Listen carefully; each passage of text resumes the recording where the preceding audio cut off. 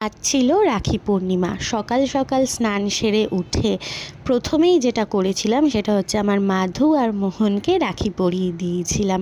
সকাল সকাল উঠে পুজো সারার পর মনটা সত্যিই খুব ভালো লাগে। আর এদিকে দেখো আমাদের ঘরে কিন্তু নতুন গেস্ট এসে হাজির হয়েছে। পায়রাটা একদমই বাচ্চা, কোনোভাবে ভুল করে ঢুকে পড়েছে আর বেরোতে পারছিল না। এদিকে আমার রিন্টি ঝিন্টিও কিন্তু আজকে স্নান করে নিয়েছে। বাইরে প্রচুর গরম ছিল। লাঞ্চের মেনু ছিল ভীষণ সাধারণ, ডাল, আলু পোস্ত আর ডিম ভাজা। সাধারণ হলেও কিন্তু আমার কাছে এটা একটা অসাধারণ মেনু।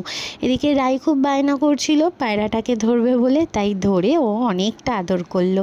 এদিকে সন্ধেবেলা আমার দাদারা এসে গেল। যেহেতু দিনের বেলা ওদের প্রত্যেকেরই অফিস থাকে, কাজ থাকে, তাই দিনের বেলা আসতে পারেনি, সেই জন্য ওরা রাত্রিবেলা এসেছিল। আর সাথে করে এনেছিল অনেক গিফটস, চকলেট, যেগুলোর আমি ছবি তুলতে একদম ভুলে গেছি। আসলে অনেকটা গল্প করছিলাম তো সেই জন্য ছবি তুলতে জাস্ট ভুলে গেছিলাম। তো এইভাবে কাটালাম দিনটা। আর আজকে যেহেতু পূর্ণিমা ছিল, আকাশের চাঁদটা কিন্তু দেখতে খুব সুন্দর লাগছিল। আমি অনেকক্ষণ ধরে ধরে দাঁড়িয়ে চাঁদ দেখলাম।